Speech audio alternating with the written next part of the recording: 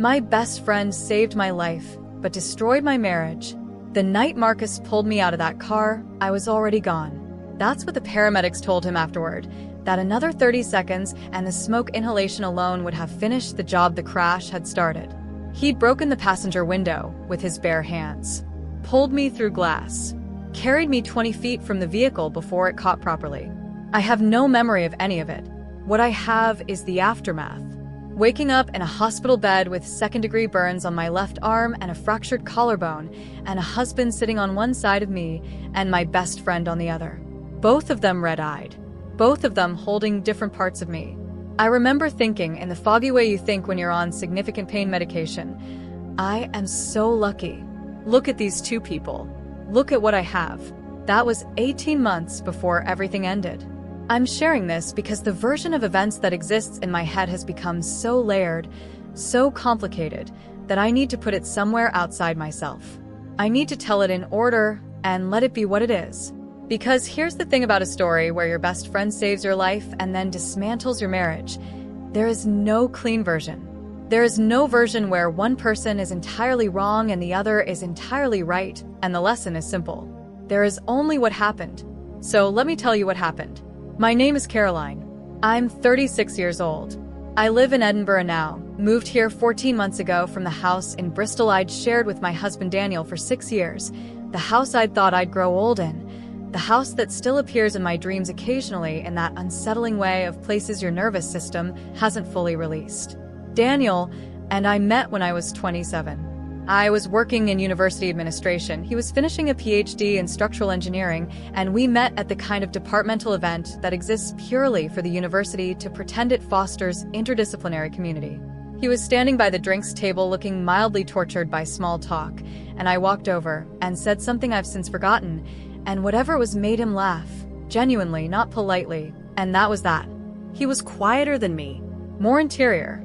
The kind of person who reads the same book 3 times and finds different things in it each time, who cooks with a focus that borders on meditative, who takes a long time to say things but means them completely when he does.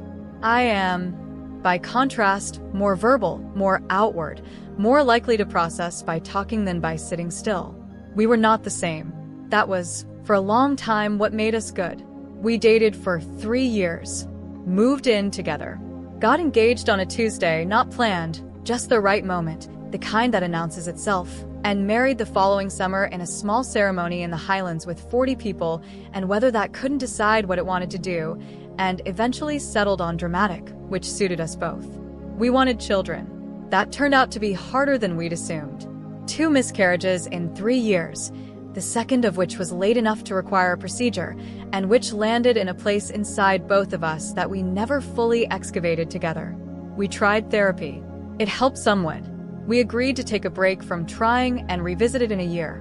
The year we were in the middle of when the accident happened. Marcus had been my best friend since university. We'd met in the second week of our first year at a house party neither of us particularly wanted to be at, bonded over our shared desire to leave, and ended up spending 4 hours on a wall outside talking instead. He was studying medicine. I was studying English. We had essentially nothing in common academically, and everything in common in the ways that actually matter for friendship. Same rhythm, same humor, same capacity for the specific kind of conversation that goes somewhere real. He was gay, which I mention not because it's the defining thing about him, but because it's relevant to the part of the story people always ask about first. No, it wasn't that kind of friendship. It was never complicated in that direction. What it was complete. The kind of friendship that functions as its own category. Not romantic, not familial, but something with the depth and reliability of both. He became a doctor. A good one, emergency medicine, which suited him entirely, the contained urgency of it, the problem-solving under pressure.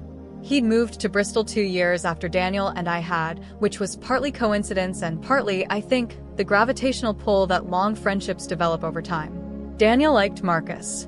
I want to be clear about that, because the story becomes easier to misread if you assume there was always tension. There wasn't. They got along in the easy, slightly different wavelength way of 2 people who share someone important and have found a comfortable mode for it. Daniel was quieter. Marcus was louder. They watched rugby together on Saturday afternoons and argued about things neither of them cared deeply about, and it was fine. It was fine for years. The accident happened on a Friday night in November. I was driving home from a friend's dinner, not drinking, I want to be clear, just tired and distracted, and on a road I knew so well I'd stopped fully attending to it. The other car came through a junction it shouldn't have. The impact was on my side. I don't remember the collision itself, only a fragment before it, headlights at the wrong angle, the beginning of a reaction I didn't finish. Marcus had been driving home from a late shift at the hospital. He came upon the accident within minutes of it happening, before the ambulance arrived. He recognized my car. The rest is what I was told afterward, and what I've turned over so many times it feels like something I witnessed rather than something that was witnessed for me. He broke the window. He pulled me out. He stayed with me on the road until the paramedics arrived, apparently talking to me the entire time, even though I was not conscious, because that is the kind of person Marcus is. Daniel arrived at the hospital 40 minutes later. He had been home, had gotten the call for Marcus, had driven there in a state I can only imagine because he has never fully described it. When I came around properly, the next morning, medication reduced enough for real consciousness. They were both there. Daniel was holding my right hand. Marcus was sitting on the other side, and he looked, I remember thinking, like a person who had been afraid of something and was still coming down from it. I said his name. He said, "You're all right. You're okay." Daniel said nothing. He pressed his forehead to my hand and stayed there for a long time. The months after the accident were complicated in ways I didn't fully understand while I was inside them. The physical recovery was straightforward enough. The collarbone healed, the burns healed, the sleep disturbance and the occasional flashback were things my GP described as entirely expected and which faded gradually over the following months. I went back to work in January. By spring, I was mostly physically fine. The other things were less linear. I had not understood before the accident how close I had come. Not emotionally understood it. The paramedics assessment, 30 seconds, the smoke, had been information I'd received and filed and not fully inhabited. Somewhere around February, I inhabited it. Lay awake at 3 in the morning with a specific, visceral understanding that I had almost not existed anymore and that the life I'd been living up to that point, the miscarriages, the distance that had opened between Daniel and me, the things we hadn't said and hadn't worked through, had very nearly been the whole of it. That understanding changed me. It changed what I wanted to say and who I wanted to say it to and how much patience I had for the versions of avoidance I'd previously accepted as normal. It also changed things with Marcus. Not immediately, not in a way I could have pointed to and named, but something about the accident had shifted the register of the friendship. He called more. I called more. The conversations went deeper and faster than they had before, the way conversations do when something has reminded both parties of the specific weight of the other person's existence. Daniel noticed. He said so, not accusingly, not with the particular edge that would have made it a confrontation, but with a quietness that I now understand was the sound of someone watching something happen and not knowing how to name it. He said one evening, "You and Marcus have been talking a lot." I said, "He saved my life. Things feel different." Daniel nodded. He didn't say anything else. That was, I think, the moment I should have said more. I didn't know what to say. I'm not sure I knew enough yet about what was happening inside me to put language to it. So I said nothing more, and Daniel said nothing more, and the gap that had been there before the accident continued to exist, quietly, alongside everything else. The discovery didn't happen the way I expected it to. I use that phrasing deliberately, the discovery, because that's how I've come to think of it, even though what was discovered was not an affair, not a betrayal in the conventional sense. What was discovered was something more complicated than that, and in some ways harder to process. It was a Thursday evening in June, 7 months after the accident. Daniel was working late. I was home, and Marcus had come over. This had become more frequent. The easy dropping by of a friendship that had always had that quality, but was now exercising it more regularly. We were talking. The way we talked, no particular agenda, the conversation moving through various things, the way a river moves through different kinds of terrain. And somewhere in the middle of it, Marcus said something that stopped me. He'd been talking about a patient, not identifying details, just the emotional weight of a case that had stayed with him. A young man who had survived something he shouldn't have survived. And Marcus said, "I think about it with you sometimes." that night, how close it was. I said, I know. He said, I didn't tell you something. I looked at him. He said, when I was pulling you out, when I didn't know yet if you were, he stopped. Started again. I realized something about what it would have meant if you hadn't. The silence went on long enough that I knew what was coming without knowing exactly the shape of it. He said, I think I've been in love with you for a very long time. I didn't let myself know it until that night. And I'm telling you because I think not telling you would be a different kind of dishonesty. I sat very still. I want to be careful here about how I describe what I felt because I have revisited this moment more than any other, and I want to be honest about it. I was not surprised in the way you are surprised by something you had no awareness of.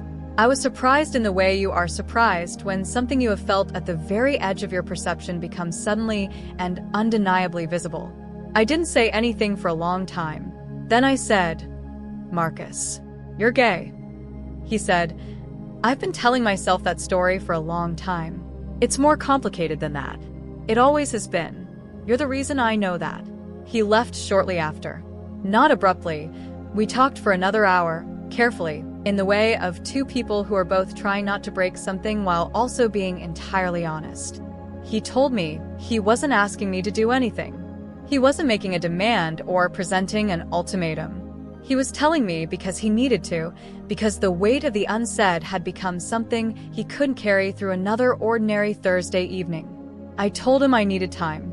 He said, take whatever you need. After he left, I sat in my kitchen for a very long time. I am going to be honest about what I sat with, even though it is the most complicated part of this. I sat with the recognition that what he described, the feeling, the realization, the long unexamined thing, was not entirely foreign to me. That is the sentence I have started and deleted the most times in writing this, because it is the sentence that is most true, and also the one that most complicates the story I want to be able to tell. A simple story would be, my best friend confessed something, it had nothing to do with me, I told my husband, and we navigated it together. That is not the story. I didn't tell Daniel that night. I told myself I was processing. I told myself I needed to understand what I actually thought and felt before I brought it to my marriage. These were true things.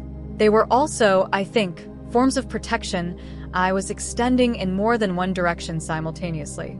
I spent a week in a kind of internal weather I couldn't have described to anyone. I went to work.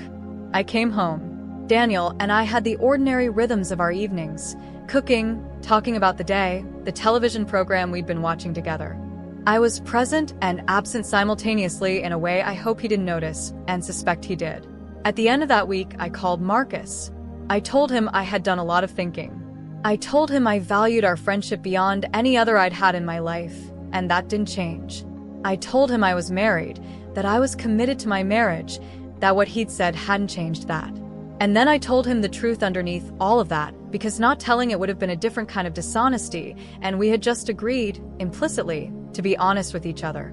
I said, I don't know exactly what I feel. I know that's not a fair thing to say, but it's the true thing. Marcus was quiet for a moment. Then he said, I know. He said, tell Daniel. I said, I know. I told Daniel on a Saturday morning.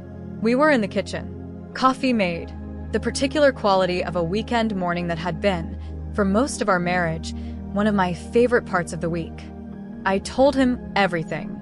Marcus's confession. My own uncertainty. The week I'd spent sitting with it. I didn't manage it or soften it or structure it toward a particular conclusion. I just told him the truth in the order it had happened. Daniel listened the way he always listened, completely, without interruption, with the focused stillness that I had always found both comforting and difficult to read. When I finished, the silence lasted long enough that I became aware of every small sound in the kitchen. The refrigerator, a car outside. Then he said, how long? I said, I don't know what you mean. He said, how long have you felt something? I said, I don't. Daniel, I haven't. He said, Caroline. And I stopped.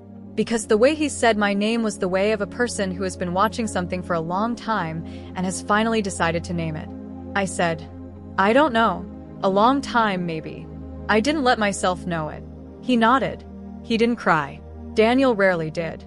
He had that quality of processing inward rather than outward, which had always been both one of the things I loved about him and one of the places we'd never fully met. He said, "I think I've known something was there for a while. Between you two." I said, "Nothing has happened." He said, "I know that." He said, "But something is happening." And I couldn't tell him he was wrong.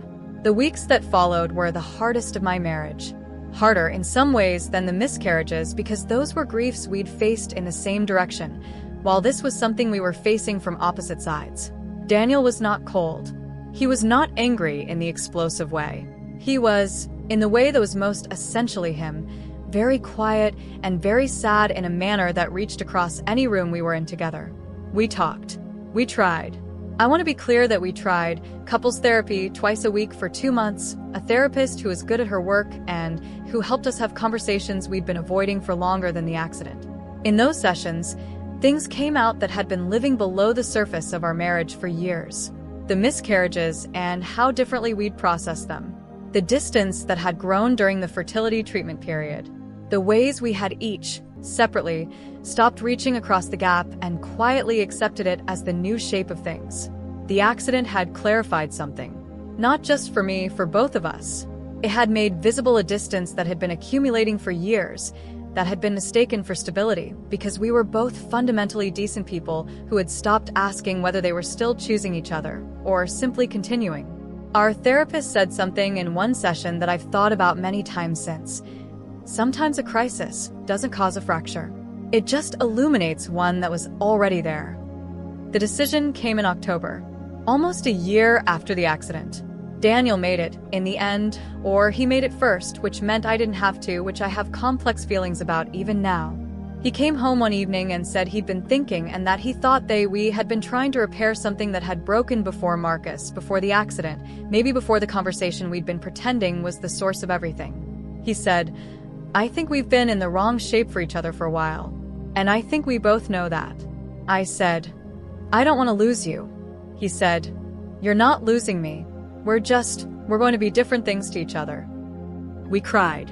Both of us, which was rare enough that it felt significant. We sat in the kitchen of the house we'd bought together and cried for the thing we'd built and the version of the future we'd imagined and all the specific, accumulated things that don't survive the end of a marriage, however carefully that ending is handled. Marcus and I are not together. I want to say that plainly because I know it's the question. After Daniel and I separated, I took a job in Edinburgh. Partly for the job itself, it was a good opportunity, a senior role I'd been working toward. Partly for the distance.